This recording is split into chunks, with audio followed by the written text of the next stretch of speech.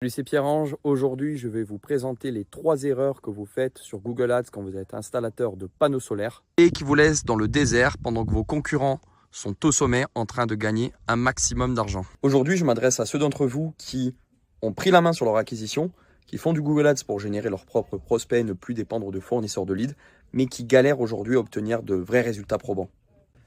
Alors la première grande erreur, c'est de négliger le site web sur lequel vous redirigez votre trafic, c'est-à-dire un site web avec une rédaction qui est peu vendeuse, qui n'est pas tournée vers le bénéfice que va obtenir le client grâce à l'installation de panneaux solaires, un site web avec un design un petit peu faiblard, et surtout un site web qui ne va pas mettre en avant votre société,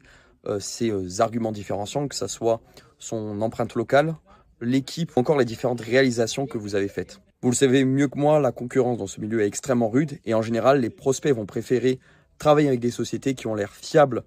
et qui ont l'air sérieuses dès le premier coup d'œil. La seconde erreur,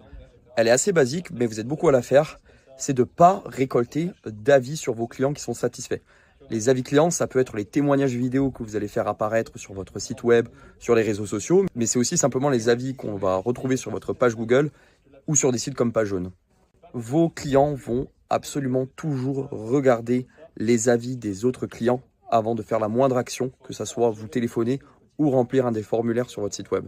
La troisième erreur qui va souvent vous faire perdre de l'argent, c'est de ne pas proposer quelque chose de concret en échange des coordonnées des prospects. En effet, le prospect va vous donner ses coordonnées s'il sait qu'il va obtenir quelque chose en échange. Ça peut être une étude offerte, une simulation, mais aussi quelque chose d'un petit peu plus original, comme une visite en showroom privé, dans laquelle vous allez vraiment vous occuper en détail de son projet. Point bonus, faites en sorte que votre formulaire soit très facile à remplir, donc demandez peu d'informations, mais des informations qui vous sont quand même nécessaires pour recontacter le prospect, que ce soit le numéro de téléphone ou l'email, mais des fois vous n'avez pas forcément besoin d'avoir son adresse détaillée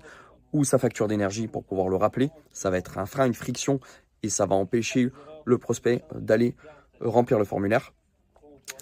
Et la deuxième solution, c'est la meilleure des solutions, mais qui nécessite un petit peu plus de travail, c'est de proposer un formulaire dit gamifié, c'est-à-dire qui semble comme un jeu à remplir. Typiquement, ça peut être une simulation en plusieurs étapes où la personne va pouvoir, sur une carte, mettre sa maison, définir la surface de sa toiture, et à la fin, elle va pouvoir obtenir directement une simulation d'une installation photovoltaïque potentielle qui va lui indiquer combien elle pourrait économiser et du coup, lui mettre en avant directement le bénéfice et l'avantage qu'elle a à installer des panneaux solaires.